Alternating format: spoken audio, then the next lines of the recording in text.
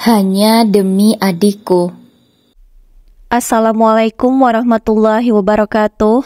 Apa kabar Bunda? Semoga Allah selalu memberikan kebahagiaan.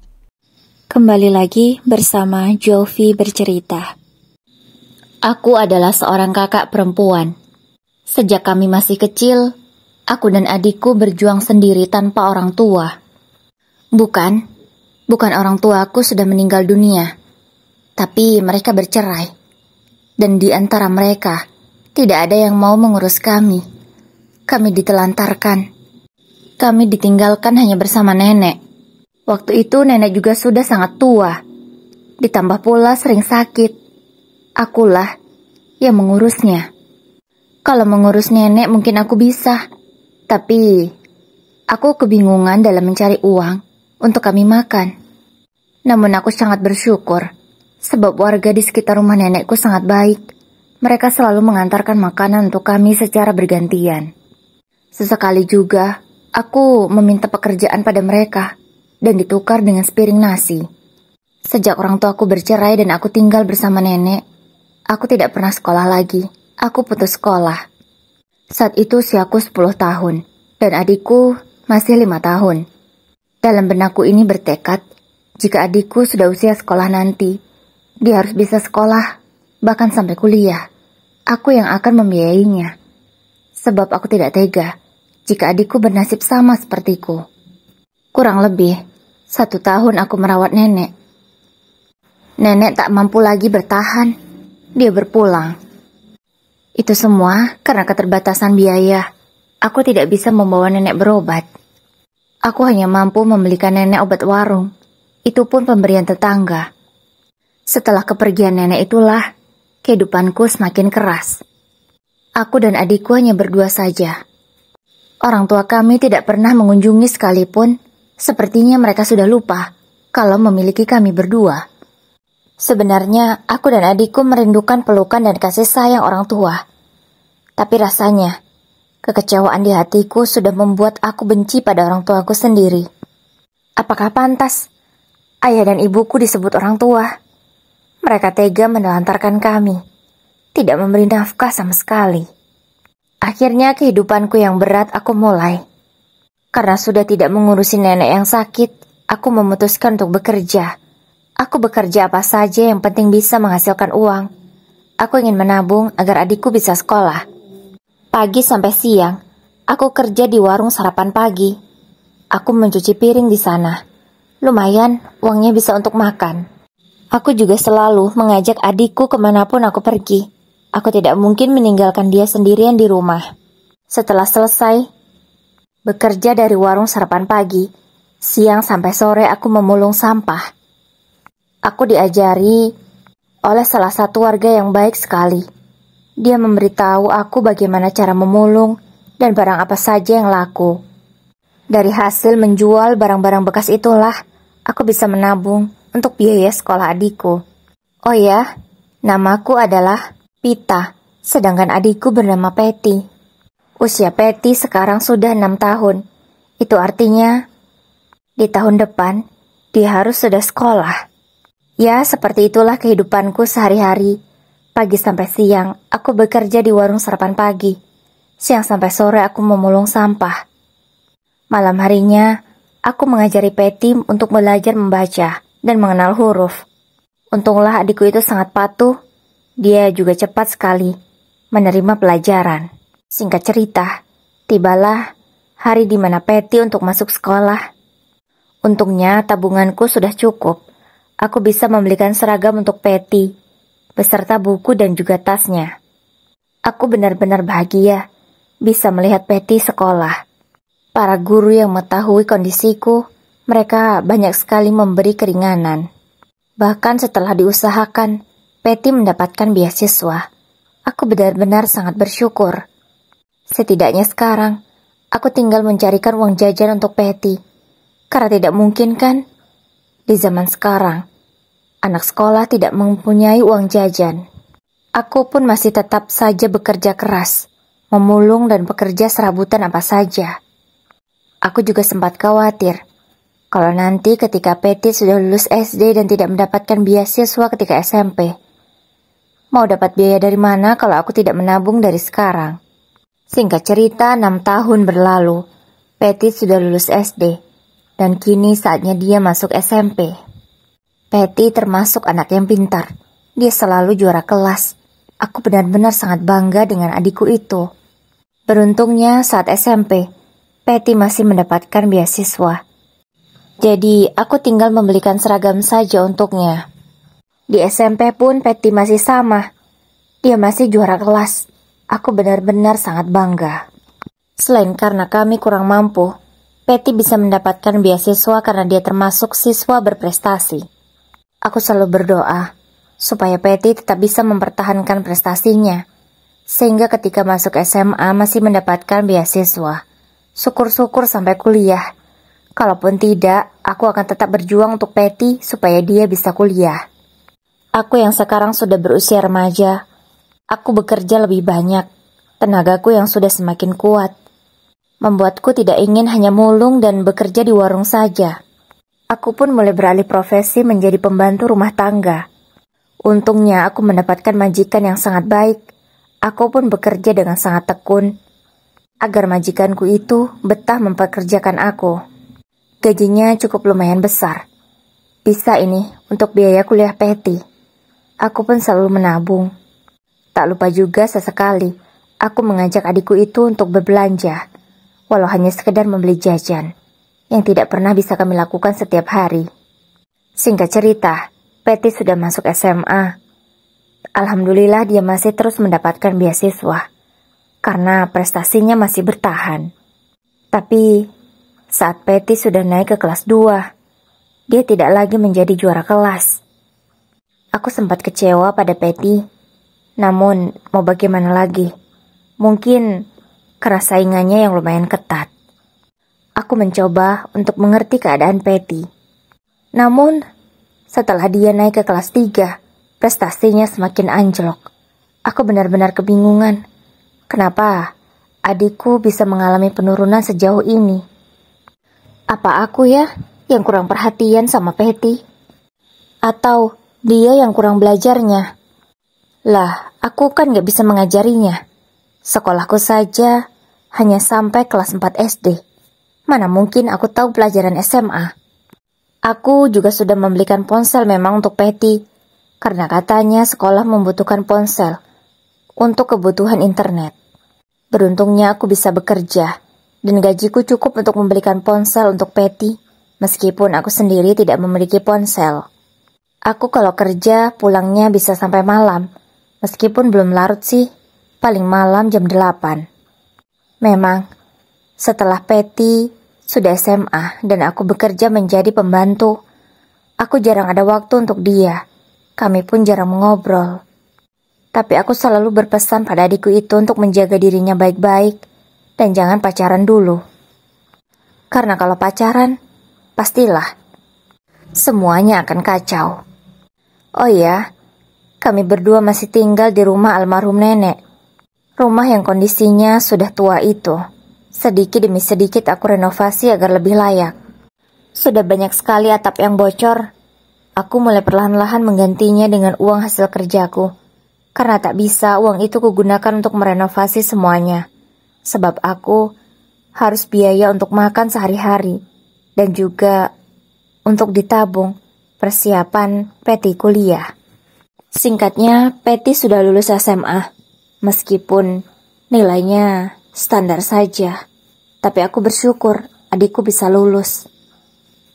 Disinilah aku mulai khawatir.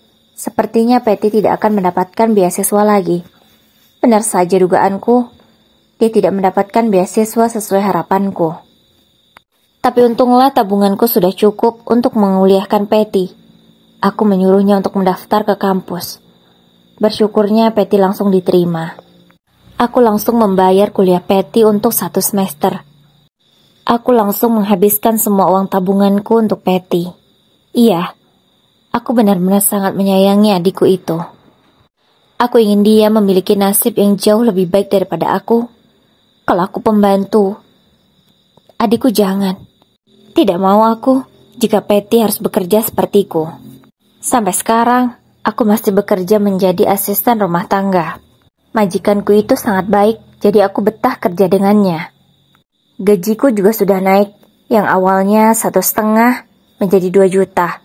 Naik lagi menjadi 2,5 juta, naik lagi sampai 3 juta. Dan sekarang sudah 4 juta. Dengan gaji segitu sangatlah cukup untuk memenuhi kebutuhan kami. Namun hari semakin hari, Patty entah mengapa semakin mengkhawatirkan. Adikku itu sepertinya berubah. Dia mulai berani meminta uang untuk membeli sesuatu yang tidak penting. Seperti untuk membeli tas yang fungsinya hanya untuk meletakkan ponsel saja.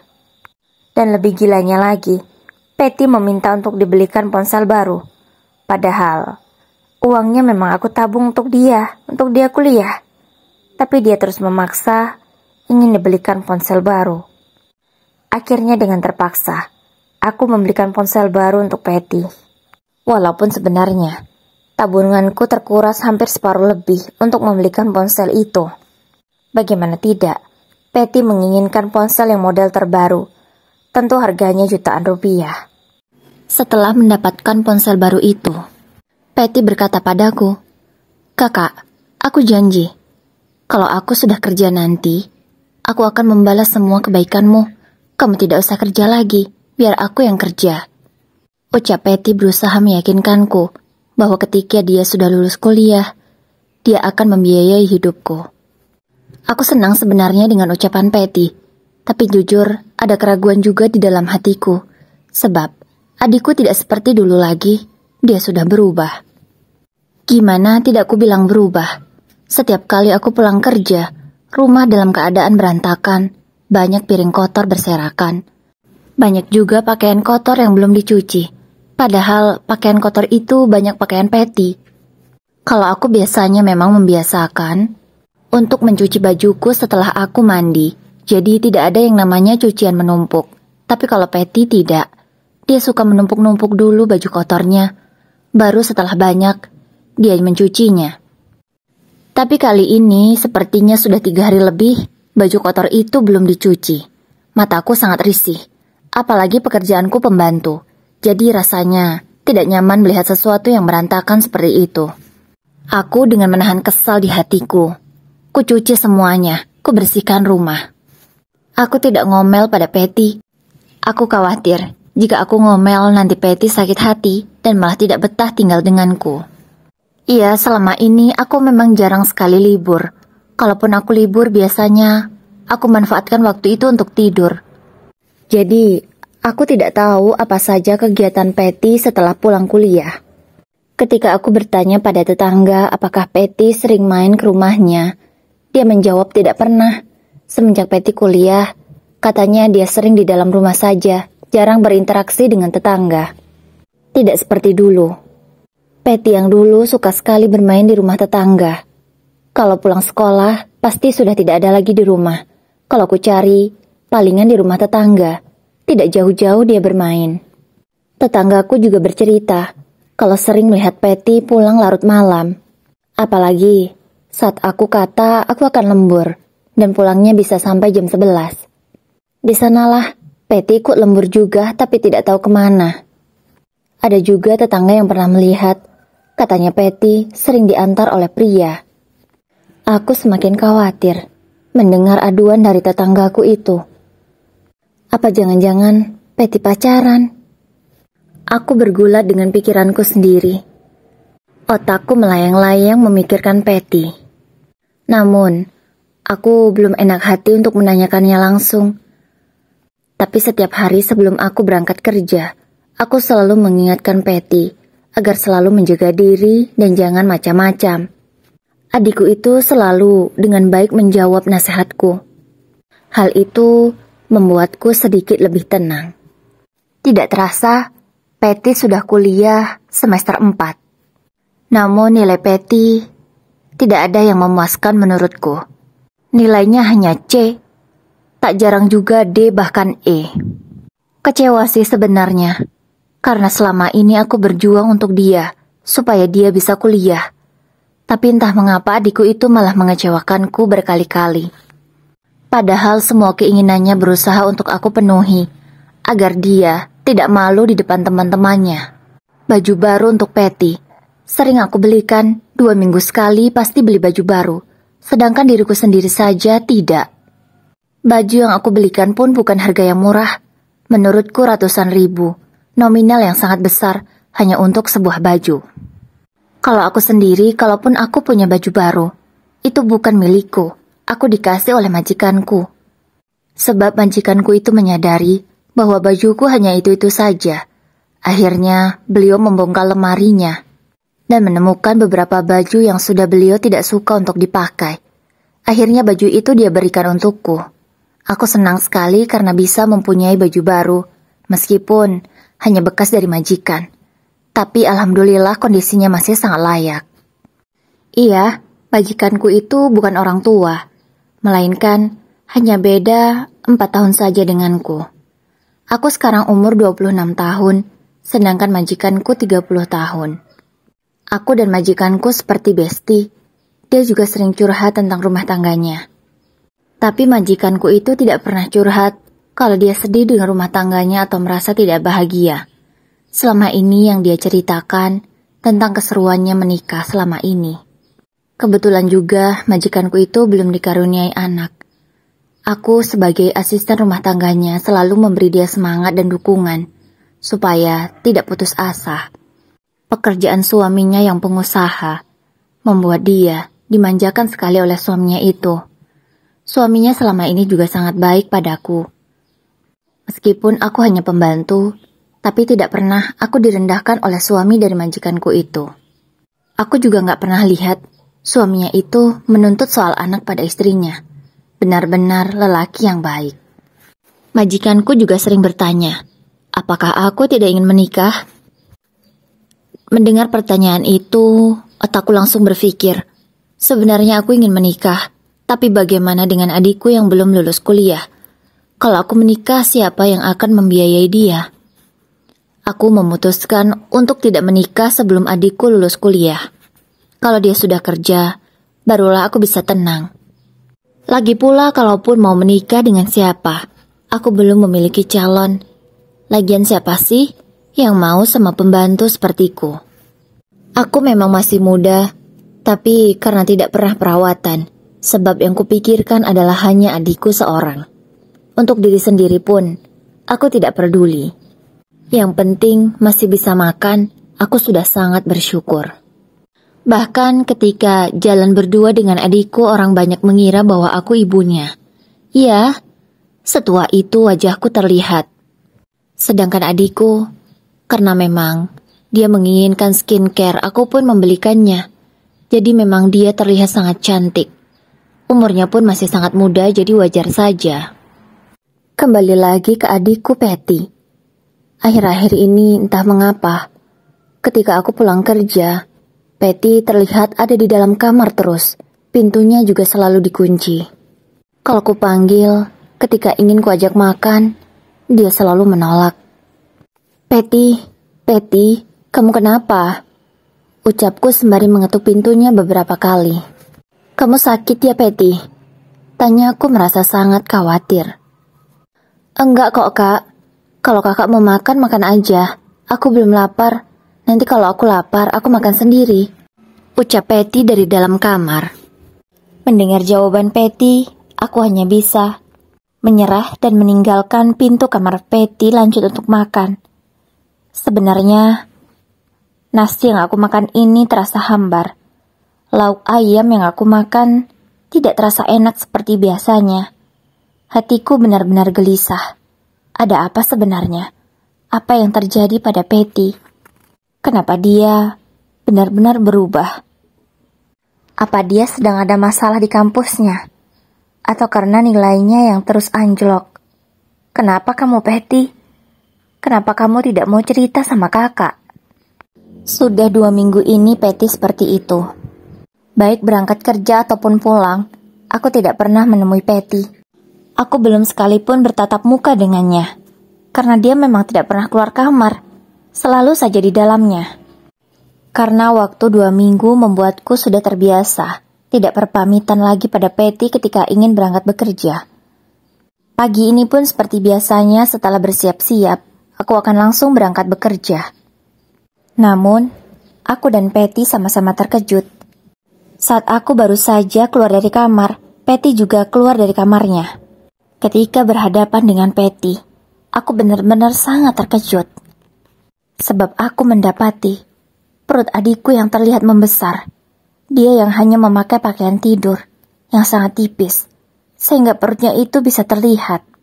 Dengan cepat, aku segera meraih tangan Patty. "Kamu kenapa? Kenapa perutmu sebesar ini?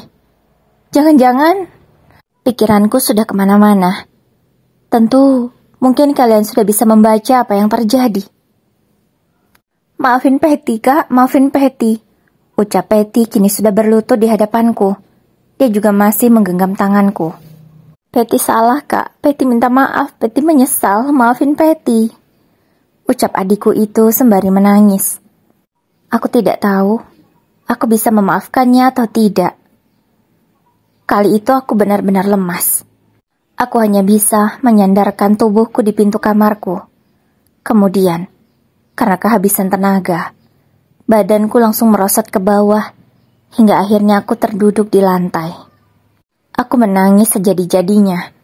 Aku merasa sangat kecewa sekali pada Patty. Kenapa dia bisa seceroboh ini? Kenapa dia sebodoh ini? Kenapa dia tidak takut dengan dosa?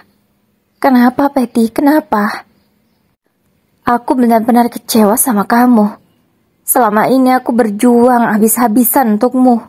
Bahkan aku tidak memikirkan diriku sendiri. Tapi apa yang kamu lakukan? Kamu malah mengecewakanku habis-habisan. Kamu benar-benar adik yang sangat durhaka, Patty. Kan sudah kubilang jangan pacaran. Ini akibatnya. Kamu benar-benar bodoh, Patty. Bodoh sekali.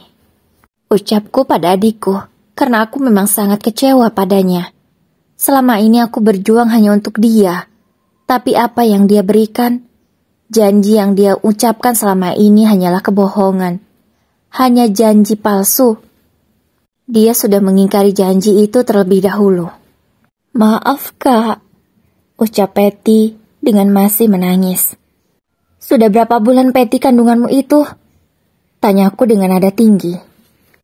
"Mungkin kalau nggak 5, 6, Kak," ucap Patty dengan lirih sembari masih menangis. Aku yang mendengar jawaban Patty, tangisanku menjadi semakin keras. Ya Allah, Patty, kenapa kamu sebodoh itu? Kenapa sudah sebesar ini, kamu tidak meminta tanggung jawab dengan orang yang sudah menghamilimu? Benar-benar bodoh kamu, Patty, bodoh sekali. Aku berucap dengan air mataku yang mengalir semakin deras. Rasanya kepalaku sampai sakit. Hatiku apalagi. Benar-benar sangat sakit. Aku yang semakin kecewa dengan Patty memutuskan untuk masuk ke dalam kamarku. Aku menghubungi bosku untuk meminta izin hari ini tidak bisa masuk kerja. Untunglah bosku bisa memahami keadaanku. Aku juga menceritakan bahwa aku sedang terkena masalah. Bosku itu juga sempat bertanya apa masalahnya, tapi aku belum siap untuk menjawab. Aku hanya meminta untuk diberi pengertian hari ini aku tidak bisa masuk bekerja. Setelah selesai mengabari bosku, aku lanjut menangis lagi, karena memang hatiku masih sangat perih dan kecewa. Aku tidak tahu apa yang harus aku lakukan setelah ini. Aku benar-benar masih sangat kebingungan. Terdengar, Patty beberapa kali mengetuk pintuku. Mungkin dia ingin bicara atau apa aku tidak tahu, namun aku mengabaikannya. Sampai sore hari, aku baru sanggup untuk keluar kamar. Aku menemui Patty yang duduk di ruang tamu. Matanya juga terlihat sangat sembab, sepertinya sedari tadi dia menangis. "Kakak sangat kecewa sama kamu, Patty. Benar-benar sangat kecewa. Kakak selama ini berharap kamu bisa merubah nasib kita, supaya jauh lebih baik. Tapi apa yang kamu lakukan? Kamu malah membuat kakak menangis seperti ini dan merasa kecewa. Siapa laki-laki yang sudah melakukan itu padamu?" Tanyaku pada Patty dengan nada tegas. Walaupun hatiku benar-benar masih sangat sakit. Bahkan air mataku sudah mau jatuh lagi.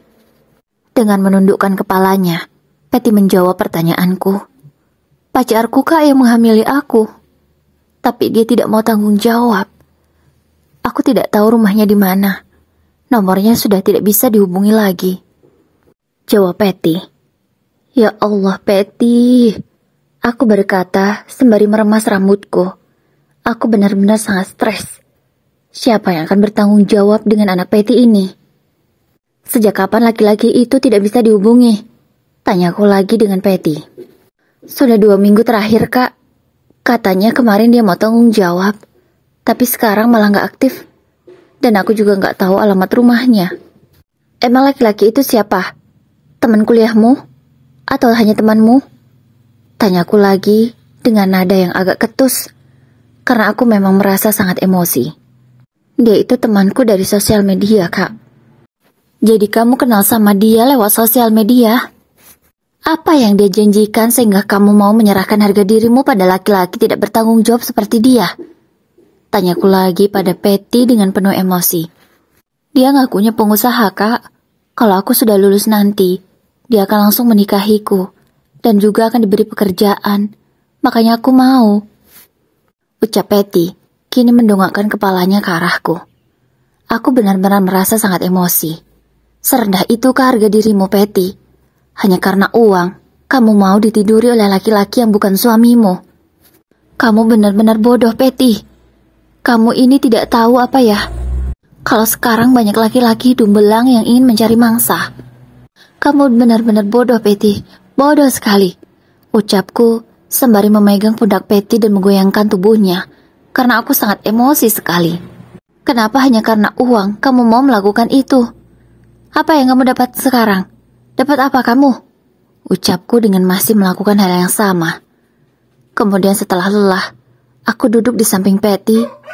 Kemudian aku menangis sejadi-jadinya lagi. Hatiku ini semakin perih mendengar jawaban Patty. Kakak benar-benar kecewa sama kamu, Patty. Sekarang semua terserah kamu. Kakak tidak peduli dengan anakmu dan juga kamu. Mau kamu urus anak itu terserah. Kakak sudah lelah. Ucapku pada Patty. Kemudian aku meninggalkannya. Aku pergi tanpa tujuan. Aku berjalan di sepanjang jalan tanpa tahu mau kemana. Hingga akhirnya perjalananku terhenti setelah aku menemui sebuah masjid. Aku teringat belum sholat asar. Bahkan aku tadi juga tidak sholat zuhur sebab terlalu larut dalam kesedihan. Maafkan aku ya Allah. Ketika memiliki masalah sebesar ini, aku malah lupa padamu. Aku segera mengambil air wudhu, kemudian menunaikan sholat asar. Di sujud terakhirku, aku tak dapat lagi menahan air mataku yang sedari tadi sudah mau jatuh. Di sanalah aku menangis sampai terisak-isak. Aku berusaha untuk menyelesaikan rakaat terakhirku. Dan aku berhasil menyelesaikannya, meskipun aku tidak tahu sholatku sah atau tidak. Sebab tangisanku memang sudah sampai terisak-isak. Aku yang sudah selesai salam ke kiri, didekati oleh seseorang. Sabar, Mbak. Semua cobaan ada jalan keluarnya. Mbak harus semangat ya. Ucap perempuan itu dengan suara lembutnya yang menenangkan hati. Aku tidak tahu siapa wanita itu.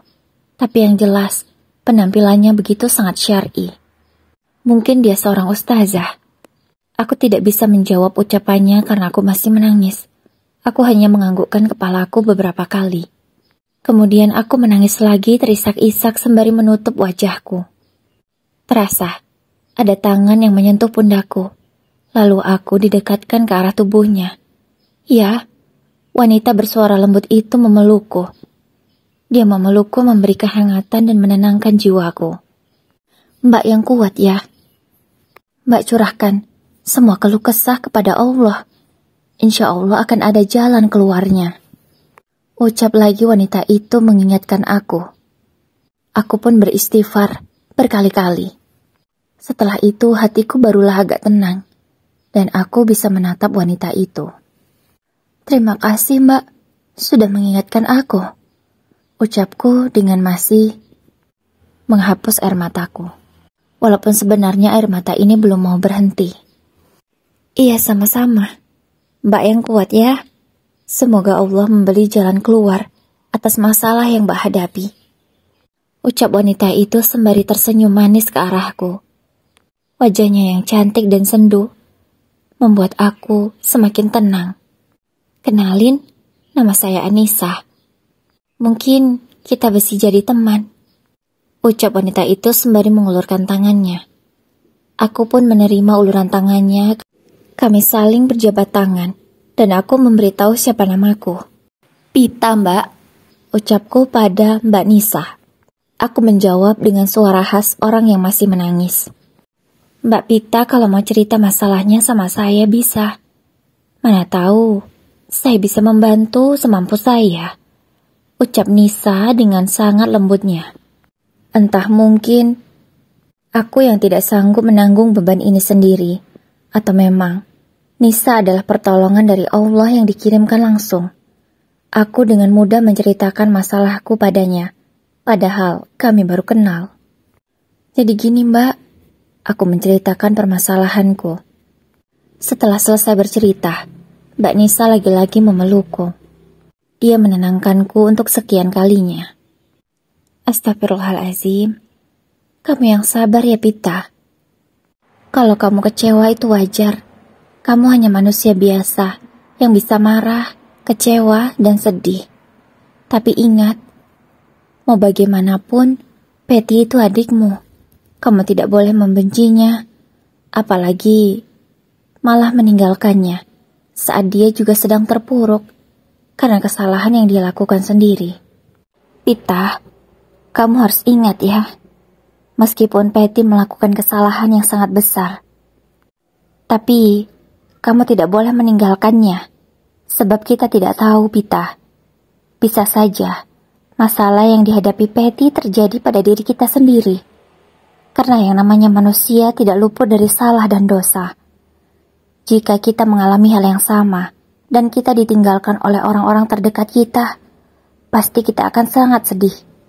Berilah dukungan, dan coba untuk memaafkan adikmu. Mungkin dengan cara itu, hatimu akan jauh lebih tenang, dan merasa damai. Ucap Mbak Nisa dengan lemah lembutnya. Mendengar ucapannya, aku menjadi sangat tenang. Apa yang dikatakannya itu benar. Bisa saja kan suatu hari nanti, aku yang lupa diri, juga berbuat hal yang lebih gila mungkin bahkan dari apa yang dilakukan oleh Patty.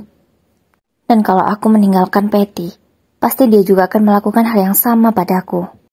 Pita, kamu harus ingat ya, jangan sampai kamu menyesal. Karena kamu meninggalkan adikmu, Patty malah melakukan hal-hal di luar nalar. Apa kamu sudah siap untuk kehilangan dia? Mendengar perkataan dari Mbak Nisa, aku langsung tersadar. Astagfirullahalazim. Iya, Mbak benar. Aku dengan cepat membuka mukenahku lalu meletakkannya pada tempatnya lagi. Aku segera berjalan cepat menuju ke rumah. Aku takut Patty kenapa-napa. Patty, kamu baik-baik aja ya, Patty? Ucapku sembari terus berlari. Sesampainya di rumah, untunglah, Patty masih baik-baik saja. Dia masih terduduk lemas di ruang tamu. Patty, maafin kakak. Ucapku kemudian kupeluk adikku itu dengan erat. Patty, kakak tahu, kamu mungkin hilaf karena perbuatanmu ini. Sekarang, kita tinggal pikirkan bagaimana cara kita membesarkan anakmu ini bersama. Kakak sudah memaafkanmu, Patty. Jangan kamu melakukan hal-hal yang tidak kakak inginkan, Patty. Kakak tahu, ini berat untuk kamu, tapi kamu harus semangat ya. Mungkin dengan merawat anak ini dengan baik, Allah bisa mengampuni dosamu, Patty. Aku mengatakan itu sembari masih memeluk Patty. Dia hanya menangis, tidak bisa mengatakan apapun lagi. Terdengar lirih, Patty mengucapkan terima kasih. Makasih kak, sudah mau maafin Patty, ucapnya sembari menangis. Mulai malam ini aku bertekad, aku bersama Patty akan membesarkan anak ini dan merawatnya dengan baik. Anak ini tidak berdosa, dia berhak mendapatkan kehidupan yang layak. Namun aku juga tidak tega kalau Patty harus menjadi bahan gunjingan dari tetangga. Beruntungnya masalah ini belum sampai keluar rumahku. Hanya saja, Mbak Nisa yang mengetahui ceritaku. Oh iya, karena tadi aku buru-buru, aku belum bertanya di mana alamat rumah Mbak Nisa. Aku juga tidak tahu dia orang mana. Semoga suatu hari nanti aku bisa bertemu lagi dengan Mbak Nisa. Lalu bagaimana sekarang? Aku menutupi kehamilan Patty. Kalau masih hamil mungkin bisa ditutupi. Tapi ketika dia melahirkan nanti dan anaknya sudah lahir, bagaimana caranya? Akhirnya setelah kupikir matang-matang, aku mengajak Patty untuk pindah dari rumah itu. Aku mengajaknya untuk mengontrak saja sementara waktu. Kebetulan, tak jauh dari tempat kerjaku, di sana ada kos-kosan. Patty bisa tinggal di sana sampai dia melahirkan. Aku juga sudah menyuruh Patty untuk cuti sementara waktu dari kampusnya. Aku beralasan pada tetangga. Kenapa pindah? Karena aku ingin lebih dekat saja dengan tempat kerjaku. Iya, untung tetangga tidak kepo. Kini, aku dan Patty melanjutkan hidup kami. Aku bekerja seperti biasanya. Aku belum bercerita pada bosku. Hari ini bosku bilang dia akan kedatangan tamu. Katanya, teman lamanya yang sudah lama tidak bertemu. Dan kalian tahu siapa tamu itu? Iya, dialah Mbak Nisa yang sudah memberi aku solusi atas masalah yang aku hadapi. Aku pun berterima kasih pada Mbak Nisa. Akhirnya, bosku pun tahu masalah yang sedang aku hadapi. Bosku bahkan sempat bertanya, kalau memang anak Patty boleh aku adopsi, aku akan mengadopsinya. Namun setelah aku pikir-pikir, tak sanggup aku memisahkan Patty dengan anaknya. Dia pasti sangat sedih. Akhirnya aku memutuskan untuk merawat sendiri anak Patty nanti. Bosku pun bisa mengerti. Namun dia tetap berharap aku masih terus bekerja dengannya. Iya Mbak, aku akan terus kerja kok di sini. Karena tidak mungkin kan, aku tidak kerja. Nanti kami makan dari mana? Hari-hari terus berlalu. Kini tiba Patty untuk melahirkan. Aku dengan panik segera membawanya ke klinik. Alhamdulillah, anak Patty bisa lahir dengan selamat. Aku lebih bersyukurnya lagi, karena anak Patty lelaki. Jadi, tidak akan sulit di kemudian hari. Aku pun segera membawa Patty pulang setelah kondisinya pulih. 1 bulan setelah Patty melahirkan, aku menyuruhnya untuk lanjut kuliah. Aku yang akan menjaga anaknya selama dia bekerja. Bosku juga menawarkan, jika aku sedang mengerjakan pekerjaanku, dialah yang akan menjaga anak Patty. Anak Patty ku beri nama Raja. Aku berharap nasibnya akan jauh lebih baik daripada kami, tante dan juga ibunya. Begitulah hari-hariku, sampai akhirnya Patty lulus kuliah, dan kini Raja sudah berusia 2 tahun. Sampai detik ini, aku juga belum tahu di mana keberadaan ayah Raja. Aku pun tidak berharap. Tapi semoga suatu hari nanti laki-laki itu berniat untuk memberitahu anaknya bahwa dia adalah ayahnya. Bosku juga tidak jarang mengajak Raja jalan-jalan. Aku sangat bersyukur karena Raja dikelilingi oleh orang-orang yang baik. Patty juga sudah diterima kerja di perusahaan. Sudah menjadi karyawan tetap pula. Gajinya 5 juta per bulan. Sangat lumayan sekali untuk menambah biaya hidup kami. Raja tumbuh semakin besar. Dia hidup dengan penuh kasih sayang dan ekonomi yang cukup, meskipun dia tidak memiliki ayah. Aku sangat bahagia, karena akhirnya, setelah sekian lama Patty menutup diri dari laki-laki, karena dia merasa trauma. Kini dia mulai membuka hati lagi. Dia sudah mendapatkan seorang laki-laki yang menurutku juga baik. Laki-laki itu bahkan menerima kehadiran Raja. Dia juga sudah tahu masa lalu Patty dan menerima Patty apa adanya. Patty dan Bagus memutuskan untuk menikah. Bagus sudah punya rumah sendiri, jadi dia memboyong anak dan istrinya untuk tinggal di sana. Aku yang ditinggal nikah oleh Patty, ya masih begini saja, masih hidup sendiri. Aku pun sudah kembali lagi ke rumah nenekku. Aku juga sudah merenovasi rumah itu jauh lebih bagus. Tetanggaku juga belum mengetahui tentang masa lalu Patty, karena aku memang menutupnya rapat-rapat. Setidaknya, hal itu bisa membantu Patty agar tidak merasa sedih. Kalau bertemu dengan tetangganya di sini, dia bisa biasa saja, tidak merasa malu. Di suatu hari, Patty tiba-tiba datang bersama suami dan juga keponakanku. Tapi mereka datang tidak hanya bertiga saja, melainkan dengan satu orang lainnya yang tidak aku kenal sama sekali. Ternyata, pria bernama Faisal itu niatnya ingin dikenalkan padaku oleh Patty. Faisal adalah rekan kerja dari Bagus. Faisal umurnya sama denganku. Di umur kami yang sudah 30 tahun, belum juga menikah. Sejak perkenalanku dengan Faisal, aku tertarik pada pria itu. Dan kami mulai dekat. Sejak saat itu kedekatan kami menuju arah yang serius. Faisal akhirnya melamarku. Aku pun menerimanya dengan senang hati. Aku dan Patty menikah dengan wali hakim. Karena memang kami tidak tahu keberadaan ayah kami di mana. Iya, sampai detik ini, sampai aku setua ini, aku tidak tahu di mana ayah dan ibuku berada. Aku dan Faisal akhirnya resmi menikah dengan segala masa lalu dan kisah hidup yang aku alami. Faisal menerima apa adanya. Aku sangat bersyukur. Aku yang sudah menikah masih diizinkan bekerja oleh Mas Faisal. Karena bosku belum rela untuk melepaskan aku.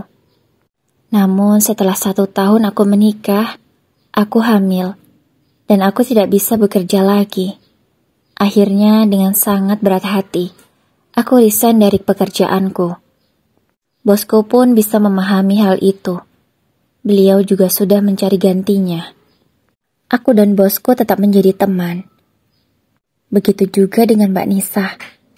Kami seperti bestie yang saling membutuhkan ketika ingin bercerita sesuatu. Aku benar-benar bersyukur karena kebahagiaan yang aku dapatkan selama ini seperti bertubi-tubi tidak ada hentinya.